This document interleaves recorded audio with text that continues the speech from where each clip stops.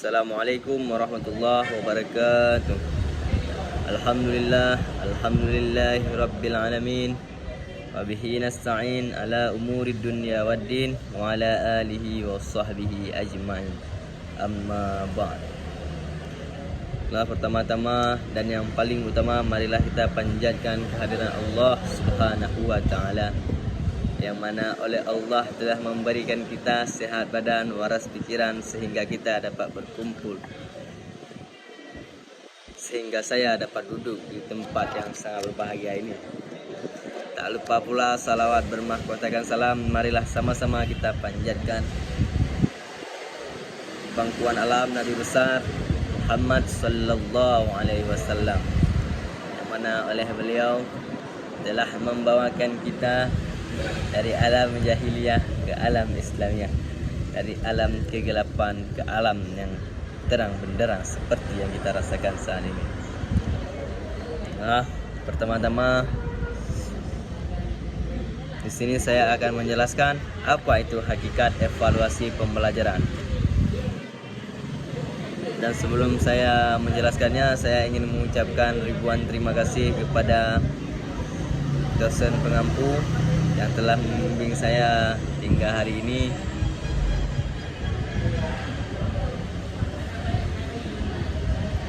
Adapun tujuan penulisan makalah ini yaitu adalah untuk memenuhi salah satu tugas mata kuliah pengembangan evaluasi PAI, dan diharapkan dapat menambah pengetahuan khususnya yang berkaitan dengan masalah hadis agar ukhuwah Islamiyah antar sesama muslim tetap terjaga serta dapat bermanfaat bagi kita semua. Adapun manfaat penulisan makalah ini ialah agar mahasiswa dapat memahami tentang hakikat pendidikan beserta komponen-komponennya, sehingga pendidikan dapat terlaksanakan dengan baik dan tepat sasaran. Selain itu juga diharapkan dapat menambah kepustakaan tentang pendidikan. Di sini kita langsung ke definisi evaluasi. Apa itu evaluasi? Kita akan mengupas tuntas sekarang.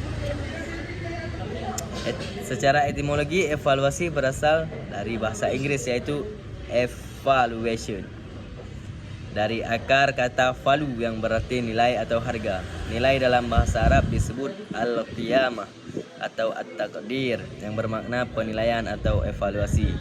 Sedangkan secara harfiah, evaluasi pendidikan dalam bahasa Arab sering disebut dengan at-taqdir at-tarbiyah, yang diartikan sebagai penilaian dalam bidang pendidikan atau penilaian mengenai hal yang berkaitan dengan kegiatan pendidikan.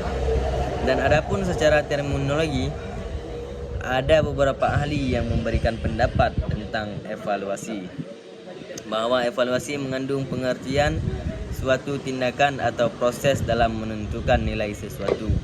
Dan yang kedua, evaluasi merupakan kegiatan yang terencana untuk mengetahui keadaan objek dengan menggunakan instrumen, dan hasilnya dibandingkan dengan tolak ukur untuk memperoleh kesimpulan.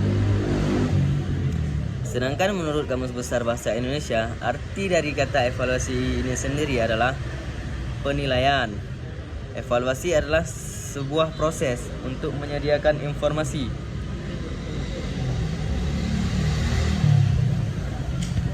tentang sejauh mana suatu kegiatan tertentu telah dicapai, bagaimana perbedaan pencapaian itu dengan suatu standar tertentu, untuk mengetahui apakah ada selisih di antara keduanya, serta bagaimana manfaat yang telah dikerjakan itu apabila dibandingkan dengan harapan yang ingin diperoleh.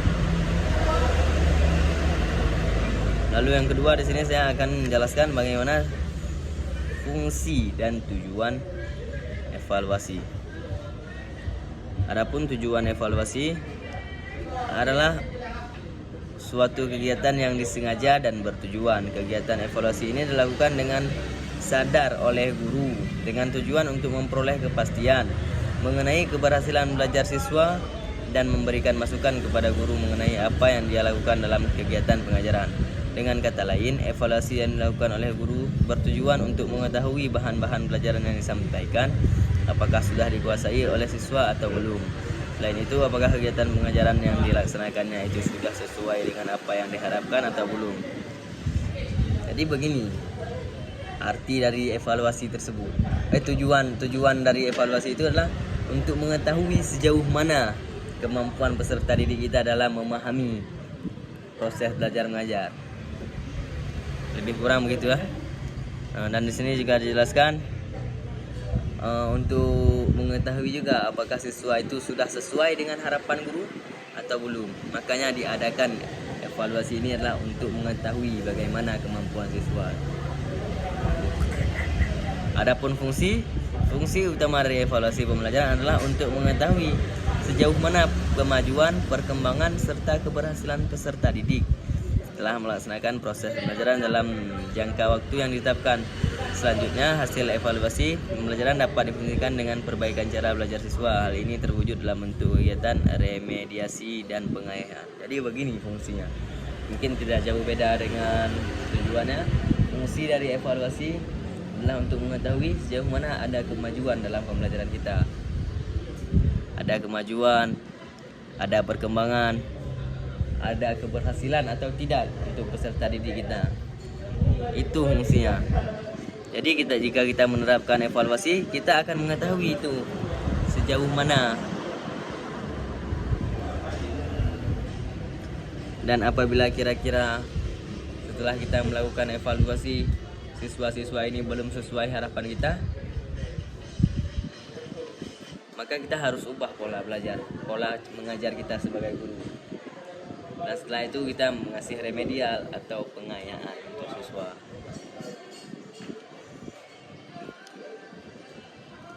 Sekarang kita memasuki ke pembahasan ruang lingkup evaluasi pendidikan. Program pembelajaran meliputi program tahunan yang merupakan program umum setiap mata pelajaran.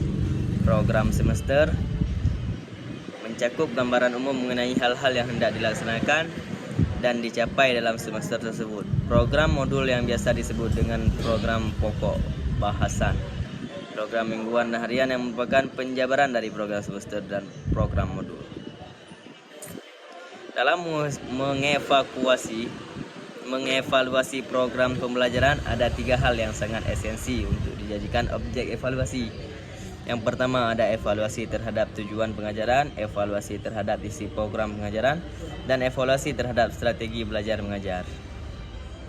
Evaluasi proses pelaksanaan pengajaran menyangkut beberapa hal, diantaranya kesesuaian antara proses belajar mengajar yang berlangsung dengan GBBP. Sebentar.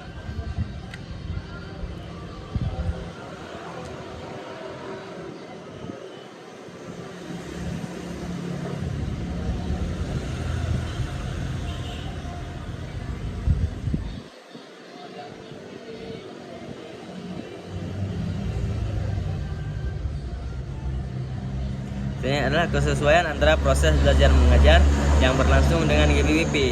Di sini GBBP artinya garis besar program pembelajaran. Bagaimana yang dimaksud dengan kesesuaian antara proses belajar mengajar yang berlangsung dengan GBBP? Itu adalah kesesuaian mata pelajaran, kesesuaian untuk murid. Maksudnya gini, apakah udah cocok kita kasih pelajaran itu untuk anak SD? Contoh pelajaran itu sebenarnya harus kita kasih di tingkat SMP, tapi kita sudah memberikannya di tingkat SD, maka anak-anak itu tidak dapat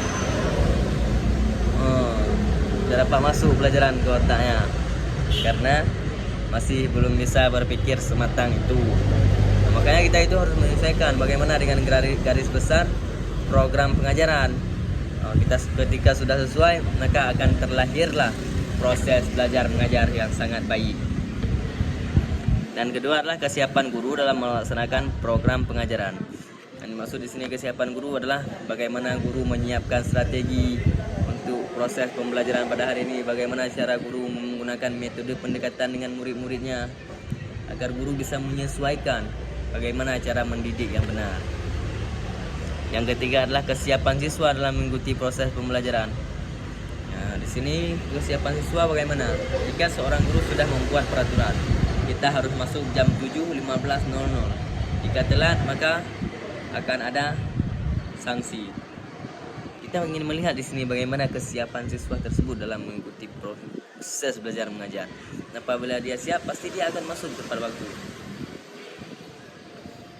minat atau perhatian siswa dalam mengikuti mata pelajaran. Adapun yang harus kita evaluasi lagi adalah minat atau perhatian siswa dalam mengikuti pelajaran. Kita sebagai guru harus melihat bagaimana minat siswa dalam mengikuti pelajaran. Karena jika mereka tidak minat atau tidak perhatian, maka kita harus melihat pada diri kita apa yang salah ketika kita mengajar sehingga mereka tidak ingin memperhatikan mata pelajaran kita. Pemberian dorongan atau motivasi terhadap siswa. Sini pemberian atau dorongan motivasi terhadap siswa ini harus dilakukan oleh setiap guru untuk membuat murid lebih yakin dan lebih percaya bahwasanya dia bisa dengan pelajaran tersebut.